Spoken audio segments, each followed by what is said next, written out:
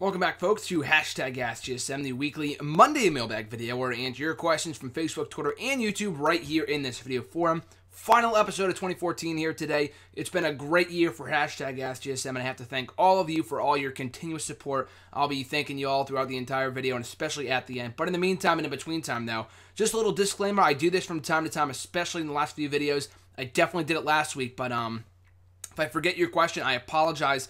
I have all the questions, and we've got 2 pages worth this week. So, and as I said in last week's video, I'm on break for the next month, 5 weeks. So, I got a lot more time to film these videos. I don't have any time constraints. We don't have to go for a half an hour. We can go for an hour if we want to, like we did last week, which was awesome. We might very well do the same this week. We've got 2 pages worth of questions, like I just said. But, like I just said before, if I pass your question, I apologize. Sometimes I do that from time to time. There are so many questions. Usually, sometimes I accidentally look over some, but never fear. I always, when I go back through the questions after I film the videos, I see it, that I forgot it, and I will answer it in the following video. So there's a few questions in today's Q&A that are from last week that I either forgot over or some people sent in too late. And that being said, though, if you want to send in a question, you can tweet me on Twitter at WrestleRant with the hashtag AskGSM, or leave a comment on the post I usually put up on Sunday nights on the Facebook page, Graham GSM Matthews, or even leave a comment down below in the comment section on this video. Make sure to send them in early. Preferably, you can send them in over the weekend. You can send them in over the week if you want to. It doesn't really matter to me. Just try not to send them in on like Monday morning or mid-morning on Monday, because usually I'm filming these, like I said before, now that I'm on break, I don't have class and stuff. I will be filming these in Monday morning like I am right now, or Monday afternoon. So make sure to send them in early and risk of them being forgotten until the next week. But kicking it off with Jose K, his question was from last week, so I apologize for skipping it, but his question was, top 5 possible Royal Rumble winners. So far and beyond, Roman Reigns is obviously the most likely, probably going to win it this year. Don't really have that much of a problem with it. I don't like the predictability aspect of it. It's been the case with a lot of the most recent Royal Rumbles, dating back to last year with Batista, the year before with John Cena, 2012. Some people say that Sheamus was predictable. I didn't think it was all that predictable. I thought Jericho was going to win, but it is what it is. Del Rio wasn't really all that predictable. Some people say that he was. For the last couple of years, it has been pretty predictable. I will say that for the most part. But in this year, Roman Reigns is no different. If he wins it, not a huge problem with it, because at least it's a fresh face. It isn't a John Cena. It isn't a Batista, someone that already has their, that has already been established, not a former world champion. I think for the first time since Del Rio in 2011 that a non-former world champion has won the Royal Rumble. So I think that's pretty cool. But yeah, Roman Reigns far and beyond will win this Royal Rumble. There's a lot of other small candidates. Like I struggled to find 4 other people to answer your question, because there's not a lot of people that are likely to win the Rumble this year. But if I had to fill out the spots here, in no particular order, Dolph Ziggler, they are really pushing him lately, which is great to see. He had that kick-ass match last week on Raw with Luke Harper, and he cut a promo afterwards saying that 2015 is his year, which is great. We also have, he won back the Intercontinental Championship at TLC. He won the main event of fucking Survivor Series, which was amazing. So here's hoping they actually stick with the Dolph Ziggler push. I've gotten questions like this before. Do I think that Dolph Ziggler will remain pushed going into the new year?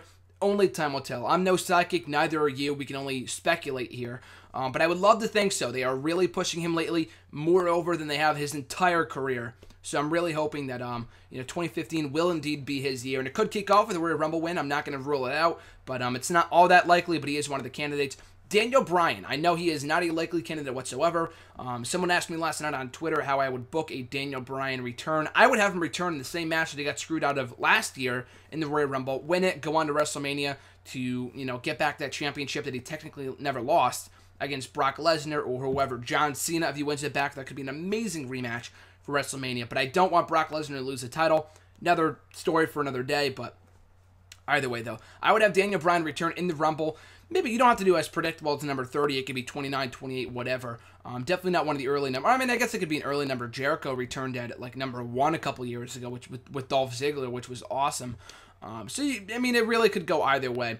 But I don't expect him to be back in the Rumble. Don't get me wrong here. I don't think he's going to win it, because I don't think he's going to be back by then. I don't think he's going to be back by WrestleMania, to be quite honest with you.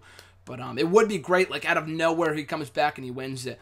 But that's a far, like a very, very long shot. So Daniel Bryan, Dolph Ziggler, Roman Reigns. I've got Dean Ambrose down here as like a dark horse. Maybe all this losing as of late will build up to a Royal Rumble win. Again, not all that likely, but it would be pretty cool, especially if it led to Rollins cashing in Money in the Bank at some point between now and WrestleMania. Ambrose winning the Royal Rumble. Roman Reigns somehow gets his title shot, maybe at Fastlane or something. And then you build to a Shield triple threat match at WrestleMania. It's got to happen at some point, whether it be this year or next year. A Shield triple threat match would be fucking insane at WrestleMania. I guess you could do it at any other pay-per-view, maybe even SummerSlam. But WrestleMania, in my opinion, is where it has to happen at some point, whether it be next year, the year after, maybe even the year after that in 2017. But still, it's got to happen at some point. But it would be amazing if that happened, if Ambrose won the Royal Rumble after all these constant losses to Bray Wyatt and Seth Rollins. He wins the Rumble. Would be insane. In my fifth and final pick, Randy Orton. And I know, like I just said before, he's not a fresh face. He won the Rumble 5 years ago or 6 years ago by the time 2015 rolls around in 2009. And he's already an established star. But to be honest, though, I mean, it wouldn't be too predictable. Like, Roman Reigns is a predictable pick this year. Randy Orton, if they hold off on his return, for all I know, he could return tonight on Raw. I've been getting questions and questions and questions on when I think Randy Orton will be back. He recently returned at the live events this past weekend in Madison Square Garden and Long Island, respectively. So he could be back as early as tonight on Monday Night Raw. I don't think he will be. I think they might be holding it off until a big moment. Maybe the first Raw of 2015, maybe even the Rumble match itself, and he comes in and tries to take out Seth Rollins. Maybe they're the final two in the Rumble. He throws out Rollins. He wins it, goes on to WrestleMania to face, hopefully not John Cena. I would fucking shoot myself if it was John Cena. Orton versus Cena at WrestleMania. But it would be great if it was Orton and Lesnar. That'd be a kick-ass match at WrestleMania. So, yeah, those are my 5 picks. Daniel Bryan, Dolph Ziggler, Ambrose, and Orton. But like I said before, the most predictable and who I think will win, I'm going to go with the majority here, Roman Reigns. His next question was, do you like the direction that Dolph Ziggler is taking? So the rest of his question, it was kind of a little long, but I'll just kind of summarize it here. He was saying that Dolph Ziggler was too Cena-like, and he was kicking out of the finishers, and he wrote that after Raw last week when he kicked out of Harper's finisher and the 2 super kicks and everything that it took to take Harper out. I like the direction that Dolph Ziggler is taking, not in sense, I mean, he's not talking about, like, the direction, like, the push that he's currently getting, but he's talking about the way that he's being booked in, like, John Cena-like fashion and overcoming the odds. John Cena, it was done a little too often for far too long. That's why a lot of people got sick of it and are currently sick of it. With Dolph Ziggler, it's not been happening a lot. I mean, it's been happening in some of his big matches, like at TLC. He takes all that punishment, ends up winning the matchup, Survivor Series. I mean, some people, there's always going to be someone complaining about that kind of thing. The internet will always turn on their favor. Like Daniel Bryan, they were all in favor of him winning the WWE World Heavyweight Championship. Once he won it, I saw a lot of people turning on him. Not everybody, but a decent portion of people. Which sucks. That's just the way the internet is, especially the internet wrestling community, whatever the hell you want to call it. But still, though, there will always be those kind of people like that. But I don't really have a problem with it. I think it's a great attribute. I think that's what Dolph Ziggler does so well, much like a Sami Zayn or a Daniel Bryan, like I said before. Dolph Ziggler captures those people's attention. I mean, John Cena is moreover the most popular guy in the entire company in terms of like fanfare, and either he's getting booed or cheered. He's always getting one of the best reactions of the night. There's no doubt about that. But with Dolph Ziggler, a lot of people are always in his corner. It's not 50-50. It's always almost 90% Dolph Ziggler crowds every single place he goes to. So makes that dynamic that much more awesome. And I think it's perfect for his character because he's got the size, he's got that resiliency. You can't help but feel sympathetic for the guy, especially after, dating back to when he first turned babyface last summer, when he got the shit beat out of him by Alberto Del Rio at Payback, and you had no choice but to feel sympathetic for the guy after having his world championship taken from him, getting concussed. That's what Dolph Ziggler does so well as a babyface. He's great on the mic as a heel. He's a better promo guy as a heel, in my opinion, than a babyface. But as a character, I think more people can get behind him as a babyface. They respect his work ethic, and they're always going to get behind him no matter what. So I think that's something he does so greatly in his matches and kind of overcoming the odds. He doesn't need to be, John Cena 2.0 and kicking out of finishers. I think people see Roman Reigns in that kind of spot, and that's a different rant for another day. I really don't have that much of a problem with that, as many people do. But as long as he's not like kicking out of 2 AAs every single match and whatever else, I think the direction that he's currently taking is perfectly fine, in my opinion, anyway. Pig Window, also from YouTube, she asked, how was your Christmas? Thank you for asking. It was great. Got a lot of cool stuff. I posted pictures of the gifts that I got, specifically the wrestling-themed stuff on my Facebook and Twitter if you want to check it out. Got WWE Monopoly. I played that the other night, which was great. If you don't already have it, definitely go out and check it out or buy it. It's a great game. WWE 2K15, got that for Xbox One. Have yet to try that out, but I've heard it's amazing. It looks amazing. Hoping to play it in the next couple of days. A couple other wrestling themes, a couple other wrestling themed gifts as well, like a duffel bag and stuff like that. And if you haven't noticed, the audio quality of today's video is 10 times better. I currently got a microphone. I don't want to bring it into view because it might mess up. Or I guess I can bring it into view. I got this microphone for Christmas, which is pretty cool. So it's kind of, I'm using that for the videos now. I mean, we're already working on the webcam, which is pretty cool. I mean, hopefully I can get that fixed at some point. I know this is a shitty-ass webcam, and it's not the greatest quality in the world. But one of the biggest complaints I always had with my videos was that the volume was not good. People couldn't hear it, and I apologize for that. I'm just using my shitty old laptop. I've had this for like 3 or 4 years by this point. It's a great laptop, but the webcam and audio quality are not great. And thankfully for Christmas, I got this new microphone. I'll be using that for Wrestle Rant Radio, for all my podcasts, interviews, and especially for these face-to-face videos that I use my laptop for. The only hashtag AskJSM videos only use the webcam. Everything else I use my phone for. But still, though, I hope you enjoy the audio quality, and it's 10 times better. I hope it's much more, comforting, I guess, as opposed to, having to turn up your volume to fucking 100% in order to listen to these videos. I apologize for that, but, one of the things we're improving upon in these videos going into the new year, so I hope you appreciate that. But to answer your question, my Christmas was great. Thank you very much. I appreciate that. Hope yours was as well. Their next question was, I am a huge Kofi Kingston fan, and if the New Day were to turn heel, or even not a part of the New Day, whether it be a part of the New Day or not, they were asking, do you think that Kingston could get over as a heel, and what level of success would he have in that role? I've been petitioning for a Kofi Kingston heel turn forever. I'm not saying I'm the only one. There's a lot of people out there. Kofi Kingston, as great of a wrestler as he is, I'm a Kofi Kingston fan. But there was a point maybe about a year and a half ago, mid-2013, or probably the first half of 2013, where I was so sick of Kofi Kingston on my TV. And it has nothing to do with him. He's been so overexposed to the point where I just didn't want to see him on my TV anymore. And he hadn't been injured in the 5 years he had been with WWE. He never took any time off, which is commendable. But it got to the point where it was so formulaic. They would give him an IC title, they would bury him, give him the US title, bury him, give him the tag team titles, bury him, and just repeat that over and over for 5 years straight. It got to the point of being absolutely ridiculous. So I'm really, really hoping that they do turn the New Day heel. I've talked about this maybe last week, I think it was, or the week before that. And that I think the New Day as a heel faction would be amazing. And that right now, I mean, they're really pushing the narrative that they're overly happy. They're so optimistic. There's never anything that can bring them down. That whole narrative, they're really, really pushing that to the point where, like, they're shoving it down our throats. Much like they did with Jericho. Remember a couple of years ago when he came back and the whole It Begins thing, he was, like, overly babyface and he never said anything. And it made people hate him because he never gave them what they wanted. It's kind of like that kind of dynamic, not the exact same thing, but I'm hoping in that the more they really push this stupid gimmick, and I don't like the New Day at all. I like all three guys on their own as individuals.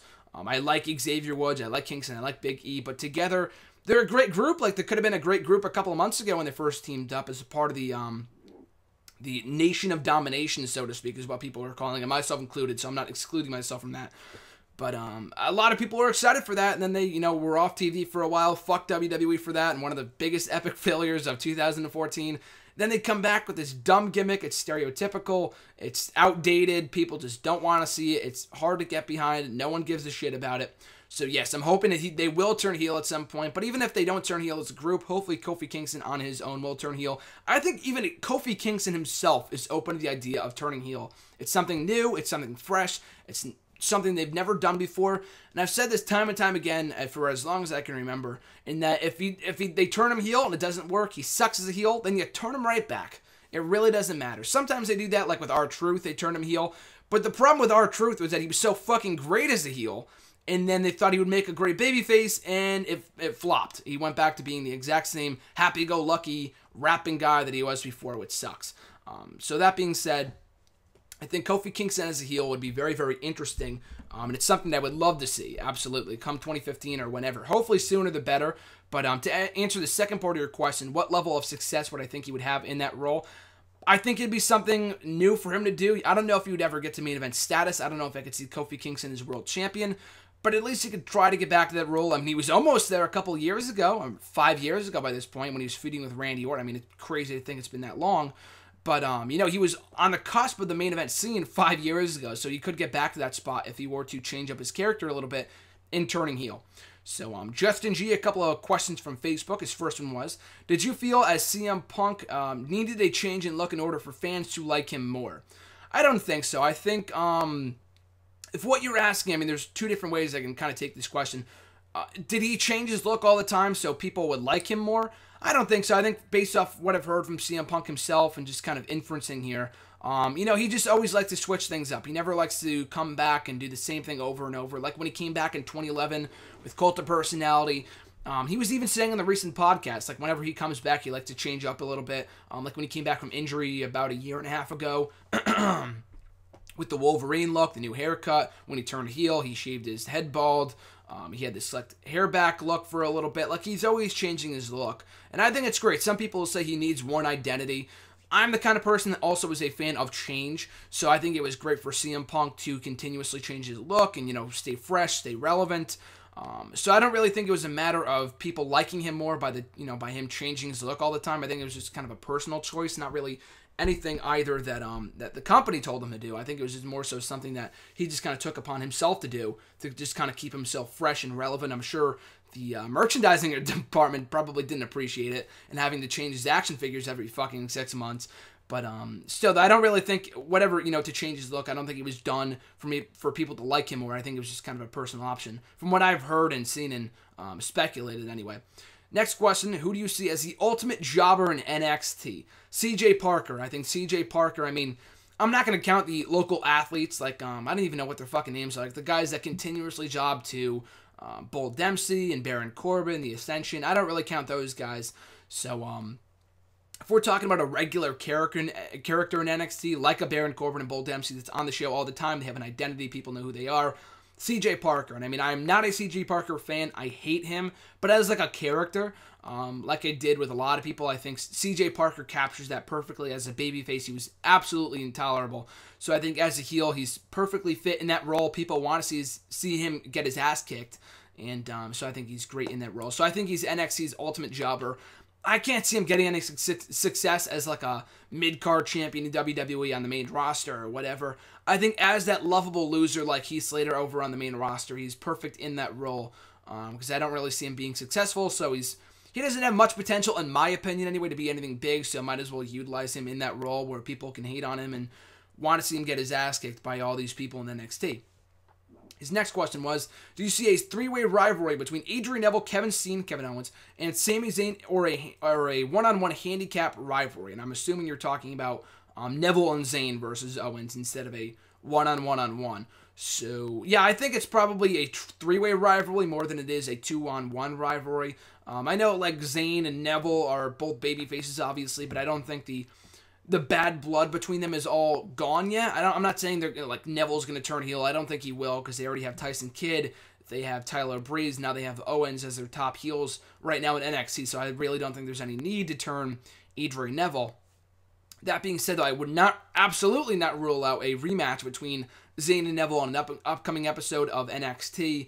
Whether it be for the championship or not, I think I see like a rematch between those two on a random episode of NXT, Kevin Owens interfering, and then at the next live special, I mean, as great as it would be to see Zayn versus Owens one-on-one, which I'm sure we might get at some point, whether it be at the next special or not, it's also very likely that we get a triple threat match with Zayn, Neville, and Owens. I mean, we already had a multi-man championship match at the September special with Neville, Zayn, Breeze, and Kidd. So I don't know if they want to do that so soon. I mean, 6 months afterwards, they did it for the first time. But I'd be all for it. All three guys are amazing athletes. The match would be insane. And one of the match of the year candidates, I can tell you right now. That said, though, yeah, I see more of a three-way rivalry than a one-on-two handicap feud. Because I think Neville and Zayn, as good of friends as they are, they will always, be enemies when it comes to the NXT Championship. And Justin's final question was, I think Justin Gabriel deserves a decent push in WWE. Do you think once Neville makes his way up to the main roster that Gabriel deserves to be pushed huge in NXT as a potential big star? I'm a Gabriel fan, not like my favorite wrestlers, but I mean, I like what Gabriel has to offer. He's great in the ring. The only issue is that he really has never had any charisma. Like, he has that babyface look, and he kind of tried out experimenting being a heel for a while before he went back babyface. I don't know what the deal is there. But with Gabriel, I think the biggest issue with him is that he's just damaged goods. They tried pushing him as part of the Nexus. He was great in that faction as the guy that always did the 450 splash. Like, he's got an amazing finisher, but you would never know it because he never does it on television. He's never on television. He's only on Superstars sometimes and Main Event from time to time.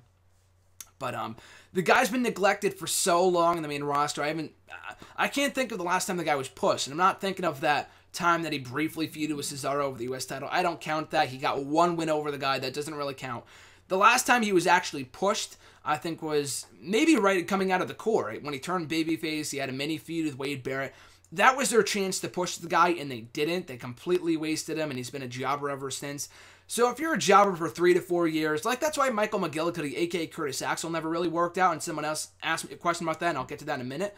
But that's one of the main reasons why Curtis Axel never really materialized, because he had been seen as a jobber for so long that people are like, why should I give a shit about this guy if he's been a jobber for so long? I think he has nothing to offer. And yes, Curtis Axel, and like I said, I'll get to this in a second, is a great wrestler, much like Justin Gabriel, but the casual fan would never know that, because these guys get fucking jobbed out every single time they're on TV. Even friends of mine, my roommate of mine in college who watches wrestling, who watches Raw with me from time to time, doesn't see Cesaro as anything special, because the guy's always jobbing out on TV every single week. He's not allowed to be used to his full potential. He's not doing the swing anymore on Raw, for the most part.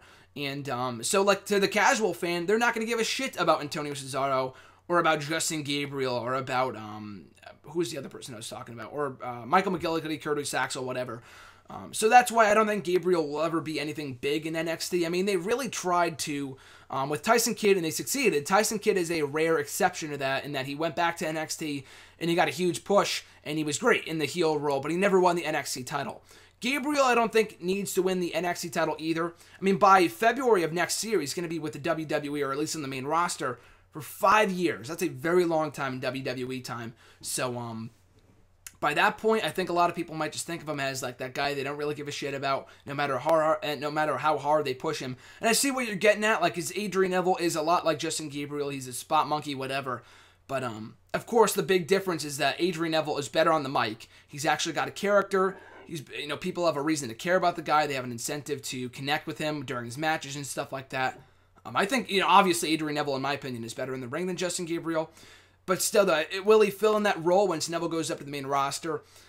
Like I said before, I don't really see it. I mean, Tyson Kidd is another prime example. Maybe you can use him as an example of someone that, they marginalized for so long and people just stopped giving a shit about the guy, and maybe they resurrected his career with the heel turn and whatever else done in NXT. He's been doing the best work of his career this past year, so kudos to him. Could the same be done for Justin Gabriel? The big difference between Kidd and Gabriel is that I think Kidd is miles better on the mic, and the guy's actually got charisma. Justin Gabriel, no matter how hard you push him as a character on the mic, give him some mic time, I don't think he's got that charisma. He's just a guy he's a great athlete with an amazing finisher, but as a character, he's really nothing of note. People don't really, have any reason to care about the guy. So that's my case on Justin Gabriel. I don't think he's ever going to be pushed. I think he might be released at some point. I mean, it sucks to say that. I'm not saying I hope for him to be released. I hate to say that about anybody. But still, I think Justin Gabriel's time has come and gone. That's WWE's fault, not his. I mean, you can't give someone charisma. And I think Justin Gabriel, no matter how hard they were to push him on NXT, if they were to give him some time on the brand, he would never be the ultimate, whatever Tyson Kidd is right now, or Adrian Neville, or whatever else. So I think Justin Gabriel's time in NXT, or in WWE as a whole, is kind of come and gone. As that lovable loser, as that enhancement talent that puts over other guys, it's great, but I just don't see him ever really going anywhere. Nicholas W., his question was, what promotions do you see, aside from WWE, becoming more of a standout? I don't really watch other promotions aside from WWE, TNA. I do watch Lucha Underground. I would cite that as a promotion that would be a standout. They've really come a long way. I mean, they were always great from the get-go, but they're always improving on a weekly basis. I think the first episode of the new year debuts on the 7th, I think it is, on the Wednesday. But still, I think Lucha Underground will have a great year in 2015. From what I've heard, they didn't really have a great financial year. I think I think the network, the El Rey network, is losing money from the show rather than gaining anything from it. So that kind of sucks to hear. But, you know, from a wrestling standpoint, I think it's a promotion that everyone is talking about. I would highly suggest you check it out if you're not watching it already. So, Lucha Underground, I think, to answer your question, would be a promotion that would be a standout. I don't watch PWG or 2CW, I think it is, or, you know, Pro Wrestling Guerrilla, or that is PWG.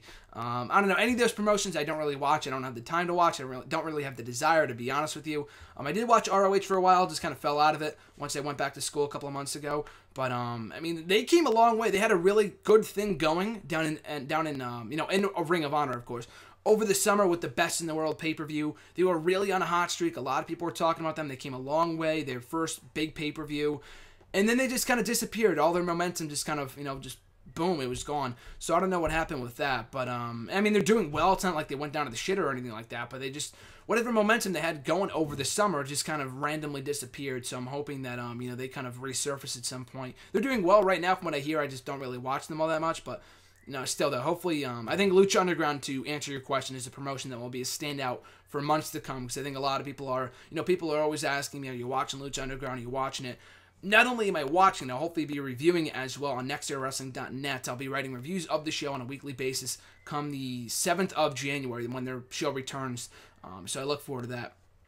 But Andre G, their question was, what are your top 5 favorite Matt Hardy matches? So, of course, Matt Hardy is one of my favorites. More so as, like, an inspiration kind of thing as opposed to, like, a wrestler. Like, my top 5 favorite wrestlers of all time or currently, I want to say Matt Hardy's among them. I think, like the Warrior, he's much like one of those people that serves as an inspiration to me personally, as opposed to a guy that I think is like you know, one of my favorite wrestlers, if that kind of makes sense.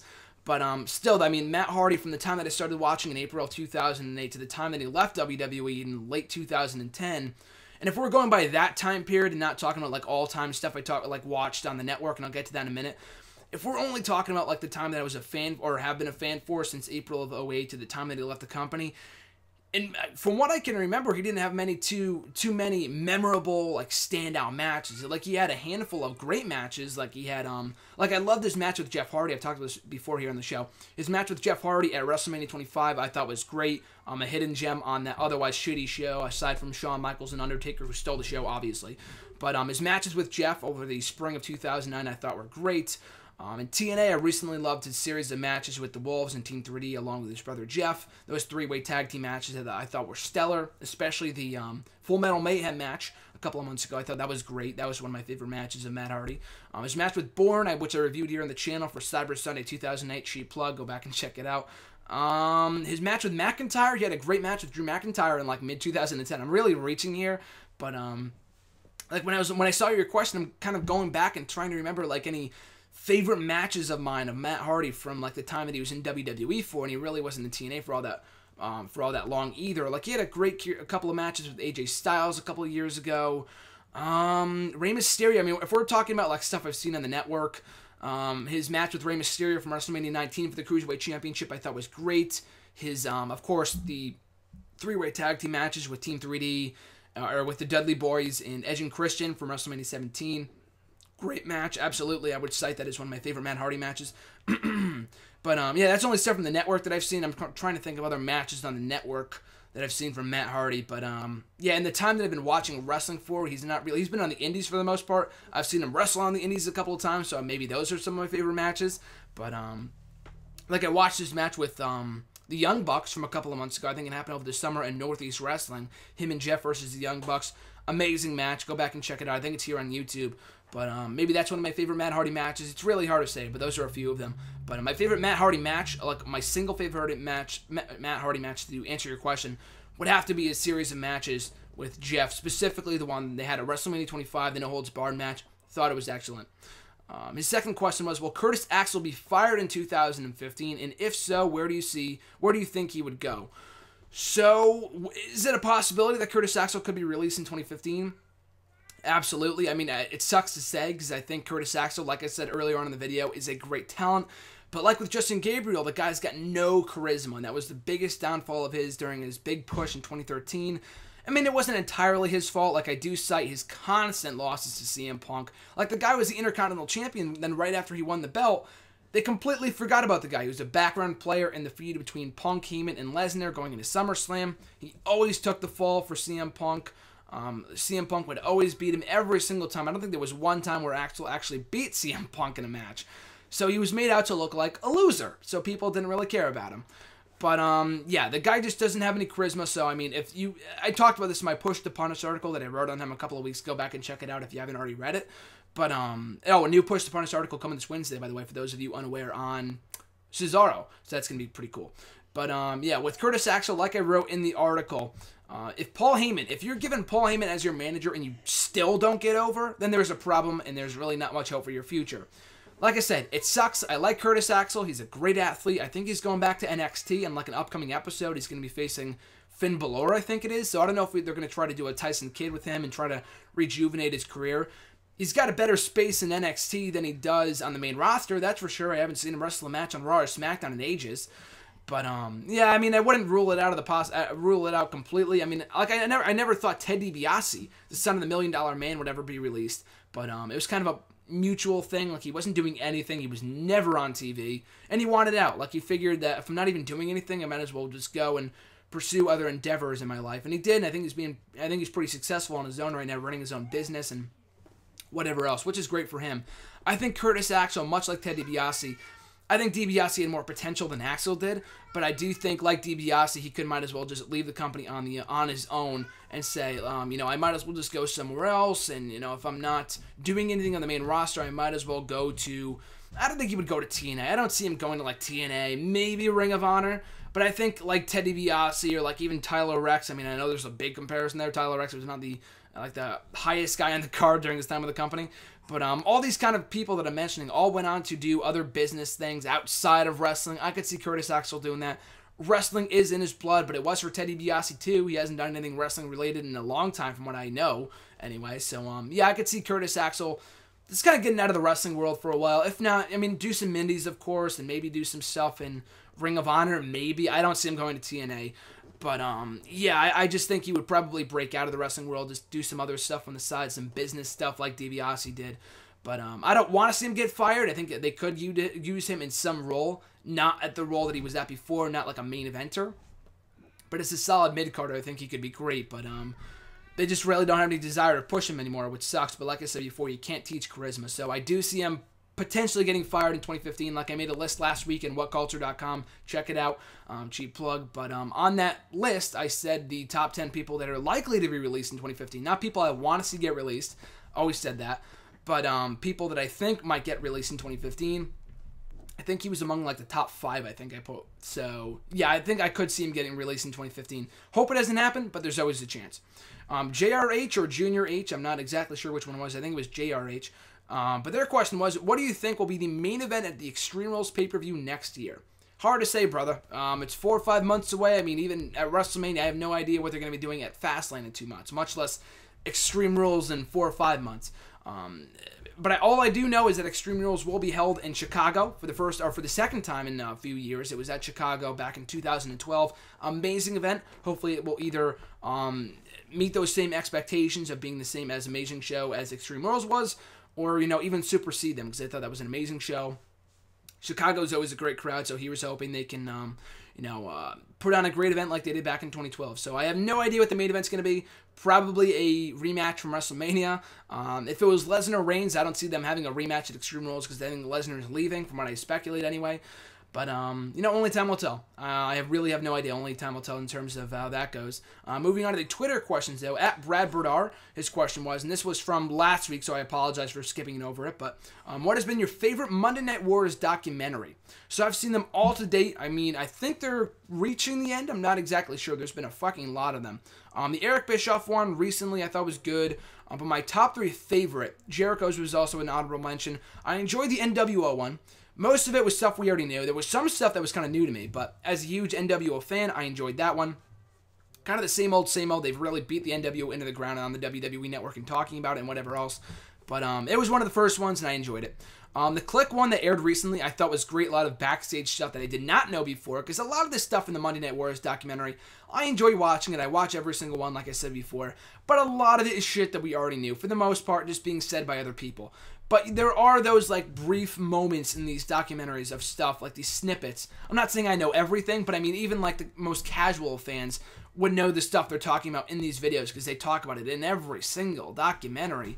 And on the round tables and the countdowns and everything. So a lot of this stuff is already common knowledge, but the Click one I think was more stuff that I did not know before watching that video. So I thought that was a great one, kind of a sneak peek at the backstage scenery in WWE with Hall, Nash, Triple H, Michaels, X-Pac, Sean Waltman. So I thought the Click one was great, and the Rock one I thought was really entertaining. Not more so like stuff I didn't know. I mean, there was some stuff I didn't know, but for the most part, though, I thought it was really, really entertaining, much like the Jericho one. I'm a huge Rock fan anyway, so of course I'm going to love it. But, you know, The Rock was so fucking entertaining back in his day during the Attitude Era on the mic and in the ring, his whole character, his whole spiel. So I was a big fan of his, you know, during the, like, his whole Attitude Era persona, and they really showcased that in his documentary for the Monday Night Wars. So I thought those three were great. The Click one, The Rock, and NWO were my favorite from the Monday Night Wars documentary. So up next, his next question was, do you think in their feud in 2010, Triple H made Sheamus look weak quite often? Yes. Sometimes more than others. Like you said, quite often. He didn't say always. I would agree with that. In 2011, I don't want to say he buried him, but he did kind of bury him when Triple H came back and they wanted to tie up the loose ends from their feud from 2010. And Triple H just delivered the pedigree to him on top of the commentating table, and Sheamus never really got his revenge. That was the end of the feud. That was it. Kind of just destroyed Sheamus, and that was when he was doing the whole shitty King Sheamus thing, and no one cared about him. No one cared about his stupid gimmick. So I understand why they did it, but you know that made Sheamus look really, really weak. But during their feud in 2010, I didn't think it was a bad feud. I thought it was a decent feud. Their match at WrestleMania was good. I didn't think it was a great match. I thought it was a fine match for Sheamus. He beat Sheamus at WrestleMania, which is when it really mattered most, because I know Sheamus beat the living crap out of him at Extreme Rules. And I mean, Triple H put him over in a big way at that pay-per-view when he took him out, and technically, Sheamus was the reason why Triple H was out for 10 months, 9 months, whatever it was. So, I mean, he got a good, rub off of that, but they never really did anything with it. I mean, they gave him the WWE title a short while later, but he destroyed Triple H at Extreme Rules the next month at Over the Limit. The guy's not even on the card. So, that didn't really do that much difference for him, but, still, I think Triple H got the better of Sheamus more often than not, which did not help Sheamus' case. Like I said before, I'm not saying that Triple H buried Sheamus, because he did go over him at Extreme Rules in very dominant fashion, but when you look back at what really matters most, it's really who goes over at WrestleMania, and Triple H was the one that went over at WrestleMania when I think it should have been Sheamus. The guy's first title reign with the WWE title sucked, and then, from there he went on to do nothing. He lost to Triple H at WrestleMania, and then he won back the title, had another mediocre reign at best. But yeah, I do think Triple H kind of made Sheamus look weak a little bit too often. Not always, like I said before. He did put over Sheamus at some points. But for the most part, it didn't really do much for Sheamus. It was a fresh feud. They had some decent matches. But Sheamus really should have won that WrestleMania match back at WrestleMania 26. Because that was what mattered most. Not, more so than the Extreme Rules rematch the following month. His next question was, can you rank all the NXT live specials from this year? Yes, I can. First one, Our Evolution, by far the best one. No comparison between any of the others. Second best, I would say, was the TakeOver special back in May, so the second special. 3, Arrival, and 4, Fatal 4-Way. Just because, it's hard to say, who's the least, who's, the least talented member of the Shield. It's really hard to say because none of these guys suck. None of these live specials were bad. They were all amazing. And even the weakest one, the Fatal 4-Way one back in September, was excellent. I thought that was a great show, great pay-per-view, whatever you want to call it, great live special. So all these were amazing, but, from best to worst, I would say Our Evolution, TakeOver, Arrival, and Fatal 4-Way. Our Evolution was near perfect. TakeOver 2, or TakeOver, the first one, the second live special, had Charlotte and Natalya, and also had that great main event between Neville and Tyson Kidd. The third one, Arrival, had Zayn and Cesaro, Paige and Emma, and Neville winning the NXT Championship. And Fatal 4-Way had that amazing Fatal 4-Way match. Everything else on that show was okay. I enjoyed Charlotte. I enjoyed Charlotte versus Bayley for the NXT Women's Championship. There were a couple other good matches on that show too. The Lucha Dragons winning the tag team titles. But it was all about, in the end, the Fatal 4-Way match in the main event. So that was what kind of made it the weakest. But that's how I would rank all the live specials from this year. And here's hoping they can continue that momentum going into 2015. Next question, do you think 2014 for WWE as a whole has been a better year than 2013? So I got a few questions like this, and I'll get into more of this when I get the next question, which is a little later on.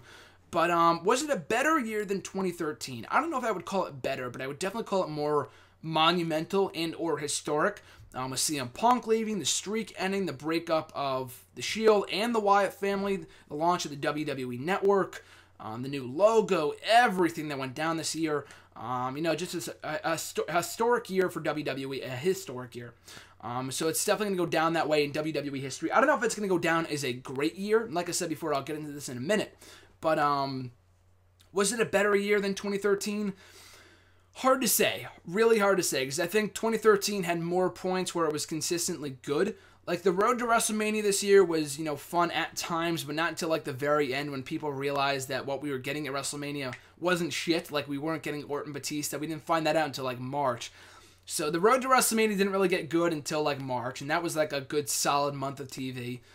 The spring was decent. It really wasn't anything, like, too memorable. I don't remember all that much from the spring, aside from, like, Shield Evolution and Daniel Bryan getting hurt and all that. The summer I thought was great. I thought the summer was the peak of WWE in 2014. The fall sucked, and the winter has been okay. It hasn't been terrible. It's improved a little bit since Hell in a Cell, in my opinion. But the fall was absolutely horrendous. So, whereas 2013, I thought the road to WrestleMania was not really that good. The spring, I can't really remember much about the spring. The summer was amazing. The fall sucked too. But, yeah, it's really hard to say. I don't know if I would call it a better year. You know what? I would call it a better year, because I think there was more stuff that people will remember from 2014 for WWE than 2013. 2013 had a lot of good stuff, like Daniel Bryan's rise, the heel turn of Triple H and Randy Orton, a lot of great NXT stuff. I don't know if you're talking about WWE like from a storyline standpoint or the company as a whole. 2013 was obviously better because in 2014, they signed a new TV deal, which they did not get the money they were hoping for. They had to cut a lot of people, a lot of budget cuts. So 2013 from a business standpoint might have been better. From a product standpoint, maybe even 2013 was better now that I think about it, because I think there were more points that it was consistently good as opposed to 2014, even though it was a huge year for better or for worse. Next question from Raymond_Marcel, RJ from WrestleRant Radio. His question was, would you be against, and this was also from last week, would you be against having NXT guys being called up to Superstars or main event to get recognition weekly? No, not really. I mean, I think Sami Zayn did that a few times. A couple of months ago, he had a series of matches with Tyson Kidd on main event. I don't know about Superstars. I don't know if Superstars would really matter. You know what, actually, now that I think about it, because Zayn, Neville, and Tyler Breeze and all those kind of guys, they're already doing dark matches between these Raw, SmackDown tapings, before the shows, not after the shows, usually in between shows or before the shows. So they're already being exposed to the WWE Universe, the live crowds, whatever. Superstars is pretty much a glorified version of a dark match. It's just being televised for the WWE Network. So, you know what? Not really. I mean, it's not going to do them a lot of justice, because a lot of people don't watch Superstars. I mean, I do. I'm very much in the minority on that one. But it will help them with the live crowd and some people, going to these shows, watching these matches. It would get them some recognition, like they're not going to get, well-known overnight. But, no, I wouldn't really be against it. I think main event and NXT, I mean, NXT's already airing on the WWE Network, so it's not really a plug for NXT because they're already airing on the same network. But it kind of would be for the people that, I don't know, who's watching main event and not watching NXT. That's asinine, in my opinion. If you're only watching main event on the WWE Network and not NXT, there's something wrong with you. I gotta be honest. But still, though, I think the NXT guys, you don't have to say called up. I mean, they could be still in NXT and just having regular, not even regular, just having, once in a while matches on Superstars or main event guys against guys like Tyson Kidd or Justin Gabriel, like the Ascension did a couple of months ago. Like I said before, Sami Zayn was on the main event a few times back in like November during the free November month when the WWE Network was free for all new subscribers. So, no, I wouldn't be against that at all. I think that's a pretty good idea. I mean, I think it's better on Raw, like in the Raws before the live specials. They had like that awesome tag team match right before the Fatal 4-Way show back in September.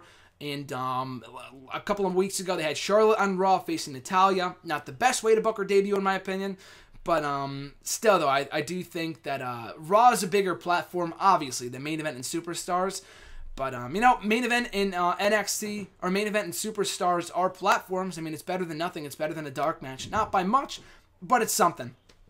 His second question was, would it be a mistake if they had Seth Rollins fail to cash in the Money in the Bank briefcase?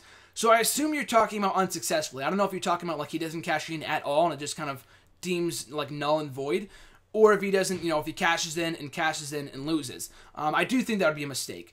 He doesn't need to cash in and lose at any point in the near future. I think I've answered this question before, but I do think that Roman Reigns, I do think we're still getting Roman Reigns versus Brock Lesnar at WrestleMania. A lot of people think otherwise. A lot of people are against that. I'm not. I mean, I'm not saying just because I'm not against it makes it right. But, just from a personal standpoint, I really wouldn't mind it all that much. I don't see Seth Rollins cashing in that same night at WrestleMania. If he's going to cash in at all, it's either going to be shortly thereafter or the next night on Raw, like Dolph Ziggler a few years ago. So I do think Seth Rollins will cash in successfully. He's had a great run as Mr. Money in the Bank. They've already squashed it with Sandow, with Cena a couple of years ago. So they don't need to have a third consecutive guy cash in unsuccessfully. They don't need that at all. So I'm really, really hoping that they have him cash in successfully. He deserves it. He's a great talent. He's a future world champion, Money in the Bank briefcase or not. So I do think it would be a mistake. I mean, he can always get back that world title at some point, but he's held it for so long. And he's such a great heel. He's the top heel in the company. I mean, Brock Lesnar, sure, but the guy's never really on TV. So if you don't count Brock Lesnar, I do think Seth Rollins takes the cake for the best heel in WWE right now. So there's really no reason to have him not cash in successfully. I mean, maybe if you want to keep the belt on Cena or Brock Lesnar after Royal Rumble, but he's got the briefcase until like June or July, until the next Money in the Bank pay-per-view. So they've got a lot of time for him to cash in. It does not need to be at any point in the near future. So yes, to answer your question, I do think it'd be a mistake if he cashed in unsuccessfully at any point in the near future. At Daniel Cabeza 59, their question was, what do you think happened to the crowds nowadays because they are not so invested in the product as before? So basically he's talking about why do the crowds suck nowadays as compared to the Attitude Era. I mean, it's really hard to say, brother. I think the Attitude Era was obviously a much hotter time for the product. I mean, that really goes without saying. So therefore, the crowds were a lot more, crazy and wild, and they're bringing, like, it was a sea of signs back in the 90s. Like nowadays you see, a lot of, a handful of cool signs, but back, you go back and watch an episode of Raw or a pay-per-view from the 90s, early 2000s, every fucking person in that arena had a sign. Nowadays, it's a little different. So why do the crowds suck? Because there's a lot more kids in the audience. I'm not saying that's the sole reason, but there's a lot more restrictions on what you can chant, what you can say, what you can bring, what you can wear. They're cracking down on all that stuff. If I was in charge of a company in 2014, I would be too. So I'm not really blaming Vince for that, but society as a whole has changed, much like we can never go back to the Attitude Era, because I don't think society is like that anymore. It would not fly in 2014, 2015, whatever they did back then. 15 years ago is not what could fly in 2015. So that's kind of why. I mean, there's really not one factor, one reason why the crowds are not as good as they were back in like the 90s and the Attitude Era, or whatever else. It's more so because the product is way not as hot as it was back in the 90s and the early 2000s. That's obviously a factor. They have a different demographic. They have a different audience. They have the kids. There's a lot of restrictions on what they can say, wear, bring, like I said before. So it's a completely different environment from what it was in the Attitude Era. So that's really the best I can come up with that to answer your question. At Cody Curlier 12, their question was, with the Royal Rumble as the next pay-per-view, what is your favorite Rumble pay-per-view since you started watching in April of 2008? So let's see here. I'm not going to count the 08 Royal Rumble because that technically happened before I started watching. And I didn't even really watch that pay-per-view anyway. I've yet to go back and watch that on the WWE Network, but I probably will. I'm reviewing it for WrestleRant in the upcoming month of January, so be on the lookout for that. So 2008's out of the question. 09. What happened in 09? Christian didn't come back. Matt Hardy turned heel. That was a good moment. Good match between Edge and Hardy. What was the world title match? Shawn Michaels was at ringside. I think it was Cena and JBL. The JBL, the Royal Rumble match was good. I thought it was okay. It was not like a great match, but still, though, I don't think that was like one of the all-time best Royal Rumble pay-per-views. I mean, I've seen some people rank that pay-per-view or the match itself as like one of the better Rumbles in recent years. I don't necessarily agree. There was just a lot of clusterfuck towards the end of it, like when it came out to number 30, when it came out to Big Show, there was still a lot of people left in the ring. It just was so crazy and insane. So I would not say 09 is my favorite. 2010 was the first ever pay-per-view I ordered, so I have fond memories of that show. There's a lot of good matches on that show. Christian and Ezekiel Jackson. I mean, it's hard to say good match and Ezekiel Jackson in the same sentence, but they had a decent match with the ECW title. There was also Rey Mysterio and The Undertaker, and a really good match, in my opinion, for the World Heavyweight Championship. Orton and Sheamus, not the best match. I mean, it was just kind of thrown together at the last minute. The Rumble match itself, I thought, was really, really entertaining, if only for CM Punk's promo in the first half of it. Shawn Michaels being so desperate to win the Royal Rumble to go on to WrestleMania. There was a lot of good stories in the Rumble match itself. The pay-per-view, it was a good show. I really enjoyed it, like the return of Edge and everything else going on in that match. I thought it was great, but it's one of the better Rumbles in recent history. A lot of people say it was one of the worst. I thought it was great. Maybe it's because I ordered it. It was one of my first pay-per-views, so maybe I'm biased. But I thought the match itself was great. The rest of the pay-per-view, not too solid. I thought it was okay at the time, but, looking back on it, not the best show. 2012, did not enjoy it. I mean, Punk and Ziggler had a really good match, but that was pretty much it. The Triple Threat Steel Cage match did not go long at all for the World Heavyweight Championship. The Rumble match, I was not a fan of the Rumble match. I thought the Rumble match in 2012 sucked. There was just a lot of jobbers. Like, they took out a lot of the main eventers. Cena wasn't in the match. Kane wasn't in the match. There was just a lot of people they didn't include in that match. I mean, there was a few surprises, like Karma coming back, I thought was cool. Road Dogg. Like, that stuff was entertaining, but the match on the whole just was not good. 2013, I really enjoyed the match itself. The pay-per-view on the whole I thought was good. Rock winning the WWE title. That was another pay-per-view that I ordered live. So, Rock winning the WWE Championship. I mean, a good match. I thought their Elimination Chamber match was better. What else from that show? Big Show and Del Rio had a good match for the World Heavyweight title. But, on the whole, though, I think my favorite Rumble of all in the last 5 to 6 years since April 2008 was the 2011 installment. I thought that show was stellar. It wasn't even a show that I ordered. I just thought the show on the whole was great, and I have it on DVD, and maybe it's because I watch it every year, and I love it so much. So maybe that kind of swerves my opinion a little bit.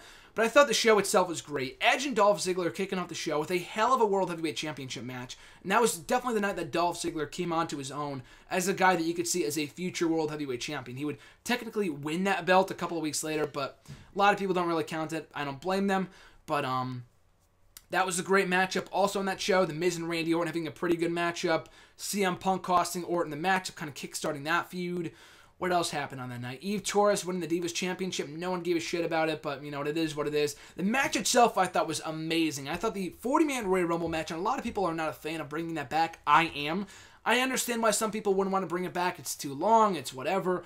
But they really made the most of it in 2011. I thought in 2011 when they brought back Booker T, Kevin Nash, and all that other stuff they had going on, the stuff with the new Nexus and John Cena and Del Rio and The Miz interfering and costing Cena in the match and everything they had going on in that Rumble, I thought was awesome. And like the first few participants, like the first two matches, the first two people in that match were like CM Punk and Daniel Bryan, which I thought was stellar. They brought out Regal, they brought out Ryder. So for me, I'm like, this is fucking awesome. Like, four of my favorite wrestlers. And like the first 5 minutes in the match, I thought were great. Like DiBiase was in there and all this other stuff. I thought it was a great match. So, yeah, on the whole, I would probably have to go with the 2011 pay-per-view because I thought that was a great pay-per-view on the whole. And if you had to go back and watch a Rumble pay-per-view from recent years, I would definitely suggest that one because I thought that was an amazing show. And one of the better pay-per-views of 2011, in my opinion. Even though there were a lot of awesome pay-per-views that year, I thought that was, like, in my top 5. I thought the 2011 Royal Rumble pay-per-view was definitely on there. At MB Reborn, I apologize for mispronouncing that. At MB Reborn, their question was, do you think that either The New Day or Tyson Kidd and Cesaro will be tag team champions in 2015? I hope not with The New Day. Unless they turn heel, I really have no desire to see them as tag team champions. Miz and Mizdow are doing pretty well for themselves right now. Tyson Kidd and Cesaro, I would be in favor of that. I mean, I like both guys as a team. I mean, the masters of the WWE Universe, I think, is what they're calling themselves nowadays. But, I like both guys as singles competitors. I think they both have futures on their own. More so Cesaro as like a main eventer. I could see him as world champion, but they really fucked up his push a couple of months ago. That goes without saying. But for the meantime, though, as a tag team, I think they are great. They can really add a lot to the tag team division. They already have already. I think as a team, they have a lot of good chemistry, a lot of cool maneuvers, a lot of cool tag team maneuvers. Well, like with Cesaro doing the swing and then Tyson Kidd following up the drop kick. They have a lot of good chemistry, so I'm very glad to see them as a tag team. So I'd be more in favor of them winning the tag team titles in 2015 rather than The New Day. I think The New Day sucks until they turn heel. I think they fit that bill better. As baby faces, they are so freaking intolerable. So I'm really hoping that of those two tandems, if I had to pick one, Kidd and Cesaro all the way. At Thomas_B96, Thomas's question was, what has been the best year in pro wrestling since you started watching in 2008? So I've answered this a handful of times. I think I even talked about it last week. But I do make a difference between the best year in the last 6 years since I started watching and my favorite year. My favorite year had to be 2011. Not the best year in the whole. I mean, there's a lot of good stuff, like with Rock coming back and the Summer of Punk and Orton and Christian. Just a lot of fond memories of the year for myself personally, from a wrestling standpoint, whatever.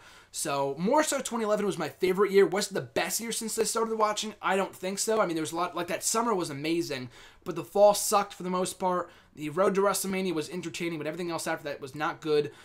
So I would definitely have to go with 2012. I mean, I know that might shock a lot of people, but I thought 2012 on the whole was a very underrated year. The entire year was dominated as CM Punk as WWE Champion.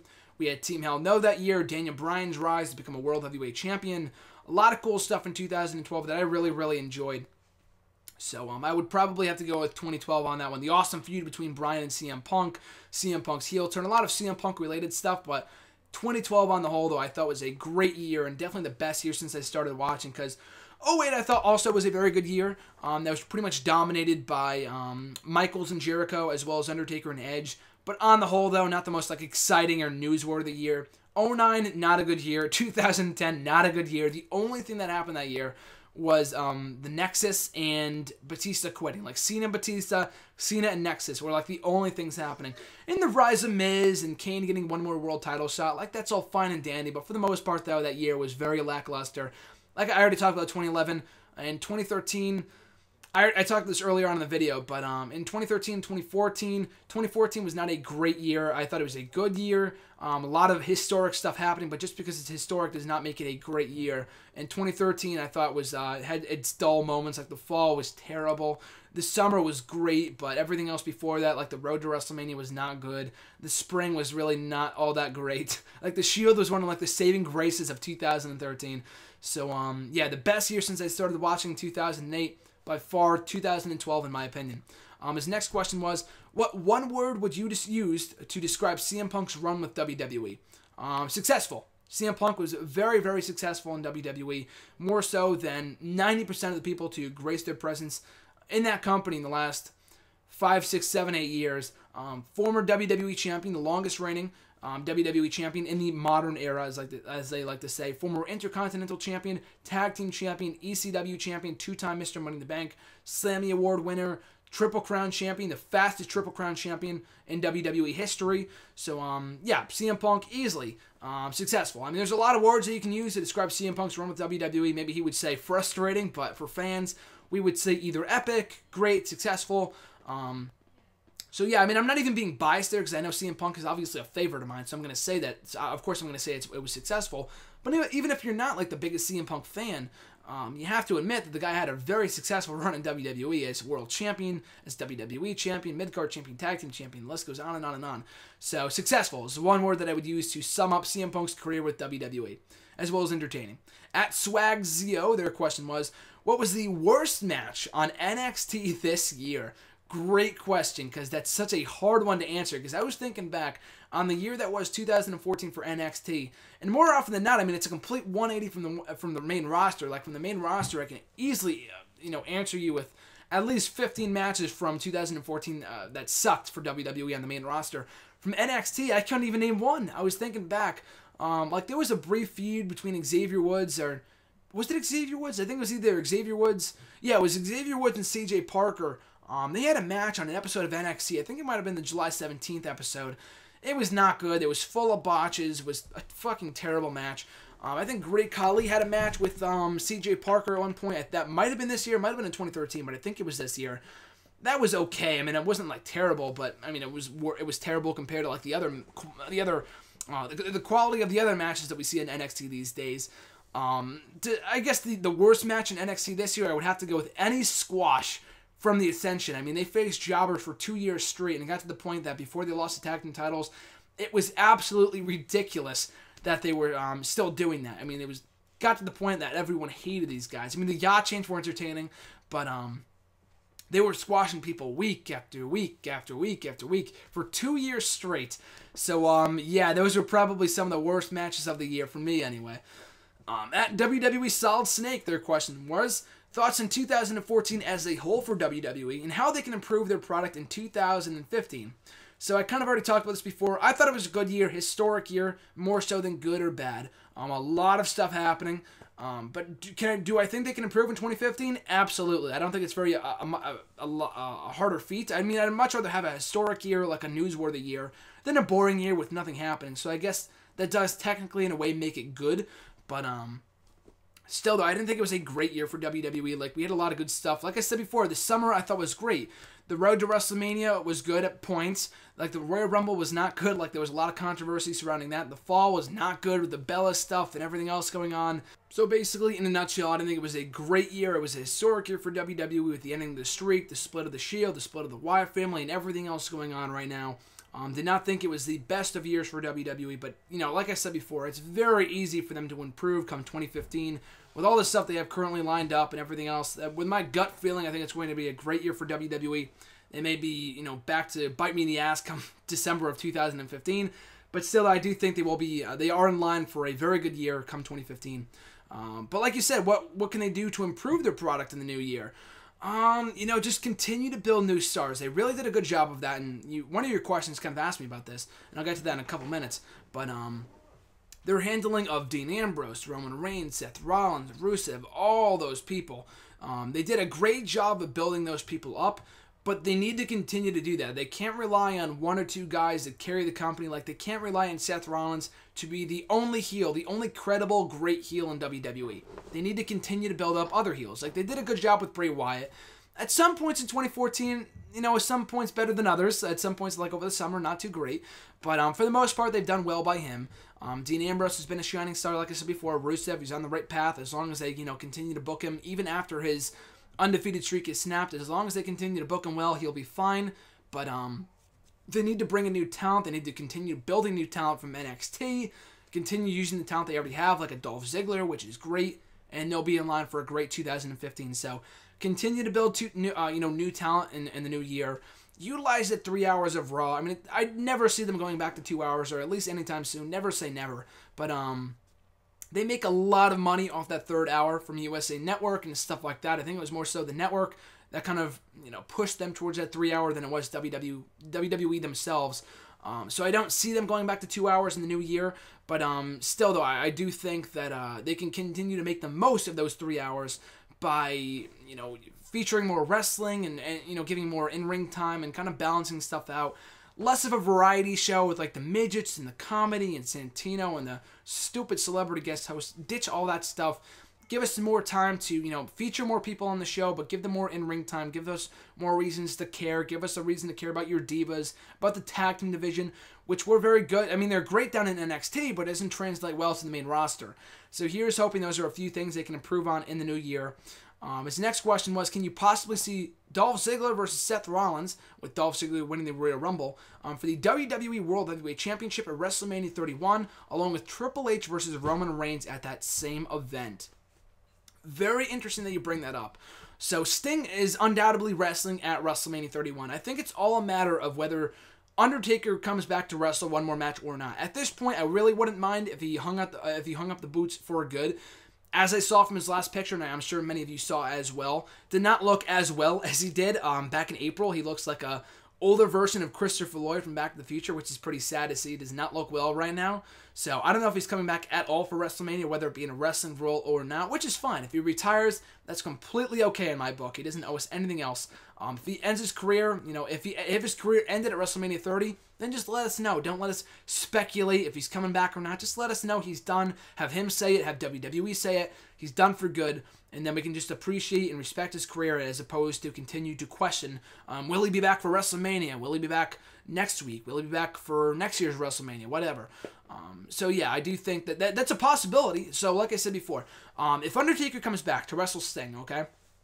So if we get Sting versus Undertaker, then those other two matches that you mentioned would make sense. Triple H and Roman Reigns, a feud that I've talked about at length before, a feud that they build towards right after WrestleMania, over the summer, right before SummerSlam, right after that, at the Raw that I went to back on June 30th earlier this year when they had that brief one-on-one face-off on Monday Night Raw at the end of the show.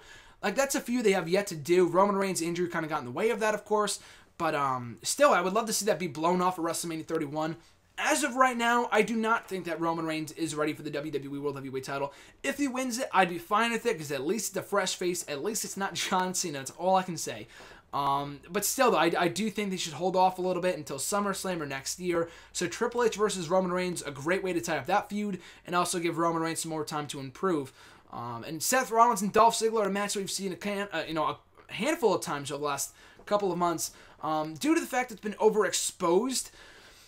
I don't know if you would give it away as a WrestleMania main event. Like, it's like seeing, like when Cena and Miz had their match at WrestleMania 27, as bad as that was, and they had a couple of matches back in 2009, but they didn't have many matches against each other going into WrestleMania that year, because they wanted to keep it special for that event. It's like with Punk and Jericho. Like, if they had a million matches going into WrestleMania and then they face off at WrestleMania, it's not going to mean as much, because it's not only not their first confrontation, it's like their 240th, you know what I mean? So it's not going to feel as special. So, I mean, I wouldn't be opposed to it. I think it'd be a great match. I don't know if I could see Rollins and Ziggler closing the show. If they're not going to have Triple H in the main event, or Lesnar, or John Cena, I don't know if they would close the show with Rollins and Ziggler, but that's a hell of a card, though, and I would absolutely love to see it. Rollins and Ziggler for the championship. Triple H and Reigns, and Undertaker and Sting if it happens. But if Undertaker doesn't come back, I can guarantee you right now they'll be doing Triple H and Sting. I'm pretty sure anyone else can tell you that.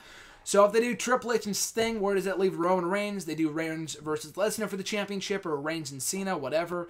And then you could still do Rollins and Ziggler if you want. It just wouldn't be over the championship. I don't know what would be at stake. Maybe Ziggler, if he loses, he has to bring back the authority, even though it's not in his hands. I don't really know. But still, though, hopefully they can have a big role for both guys come WrestleMania. They're two of the brightest shining stars currently right now in WWE, so here's hoping they can get a big spot on the WrestleMania card come WrestleMania 31 in the spring.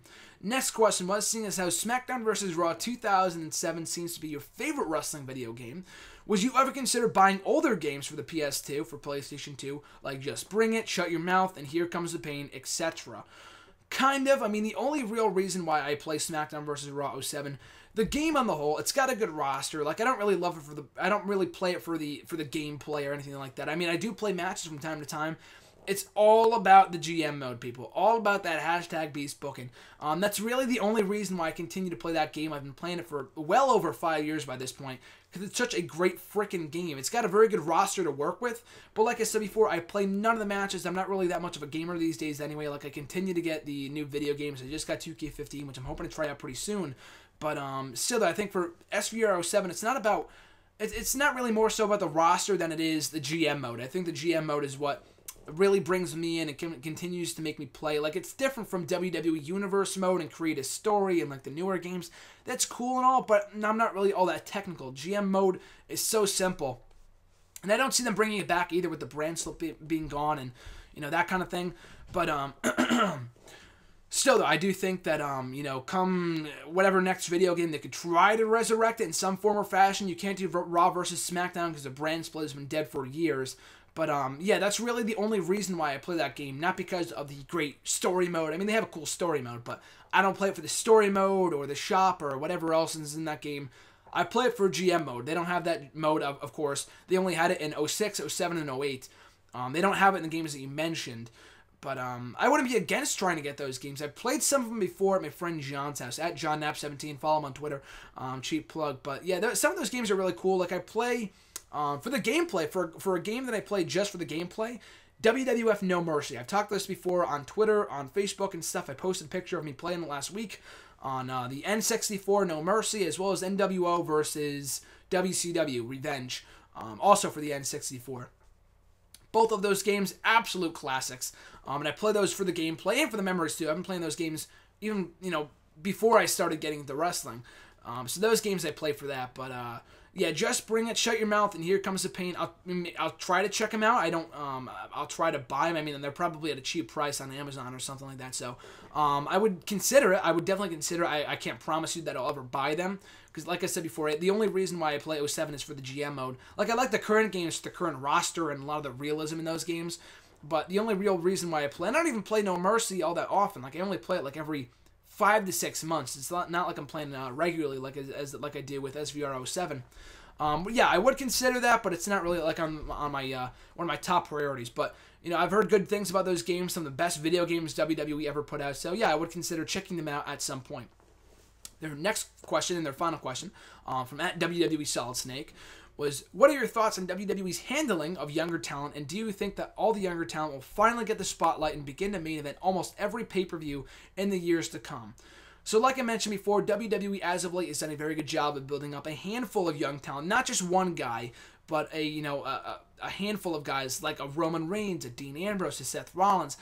Dolph Ziggler, not technically young. The guy's been with the company for close to 8-10 years almost, but they've done a great job by him, and I would consider him a fresh face. Also, Rusev, they did a very good job with. Bray Wyatt. They need to continue to do that. So I think they're doing a good job, but they need more. I'm not going to say, be complacent, be happy with what you got, which is great. I mean, I do appreciate everything that WWE has done with the young talent.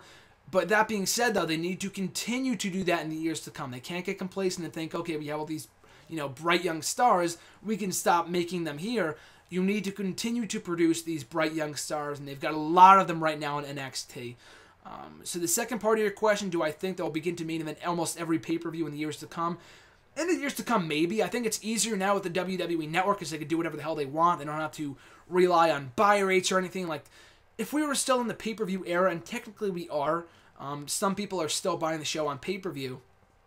But still, though, I think the example of Bray Wyatt and Dean Ambrose headlining the recent TLC pay-per-view as well as the Hell in a Cell pay-per-view with Rollins and Ambrose is a great sign that they are putting a step in the right direction and putting younger talent in the main event as opposed to John Cena or anyone else for the millionth time, Randy Orton.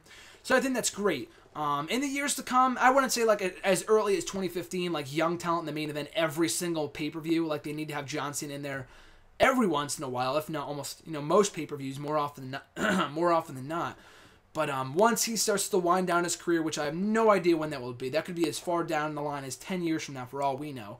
But 3 years down the line, I could see, by 2017, by 2018, I could see the younger talent like an Ambrose or a Reigns or Rollins main eventing more pay-per-views than not, if only because their current stars like the Ortons, the Cenas, the Big Shows, the Kanes will not be there anymore.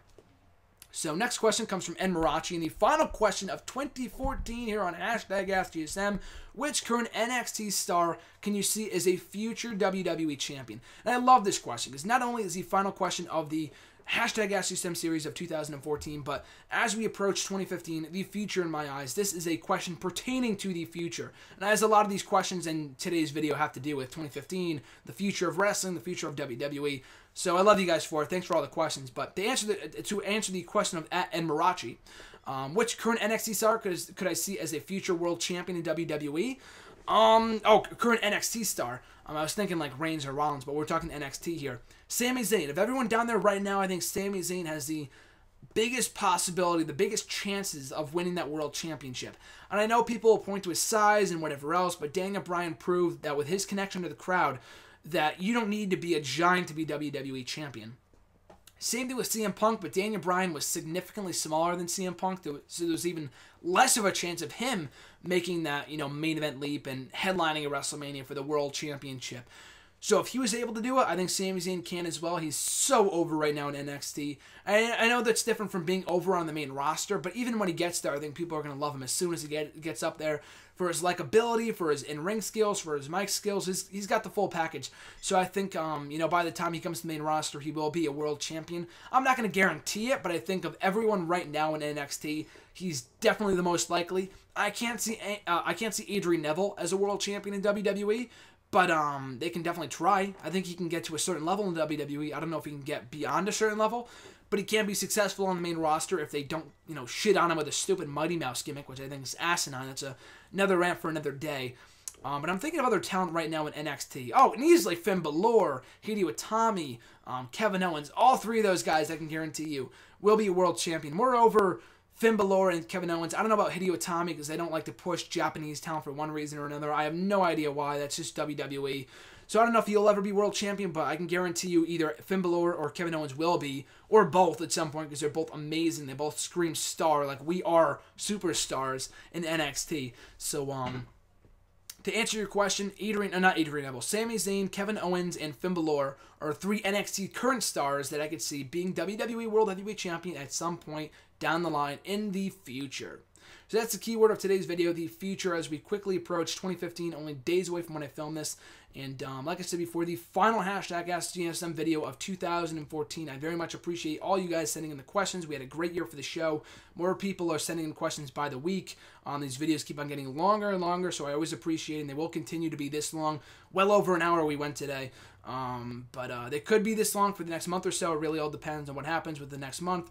But still, though, for the next foreseeable future, you can expect longer videos. I don't know if they'll all be over an hour long, but it definitely can be that way since I have more time on my hands for the next month until I go back to school in January. But still, like I said before, though, 2014, huge year for hashtag AskGSM. The questions that I keep on getting every single week, the list of questions that I keep on getting every single week, the mailbag keeps on getting bigger and bigger and bigger. And for that, I really do appreciate you guys for that. And here's hoping 2015 will be an equally great year for hashtag AskGSM, the YouTube channel on the whole. Means a lot to me, so thank you for that. So, like I said before, if you want to send in a question, make sure to tweet me on Twitter at WrestleRant with the hashtag AskGSM. You can find me on Facebook at Graham Jason Matthews. Leave a comment on the wall or on the post I usually put up on Sunday nights when I gather up the questions, or you can leave a comment on this video itself, and I'll be sure to include it in next week's edition.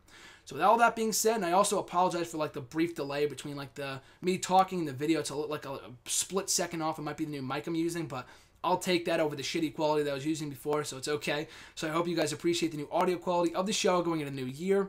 But like I said before, I hope you guys have a very happy new year, and I'll see you guys in 2015.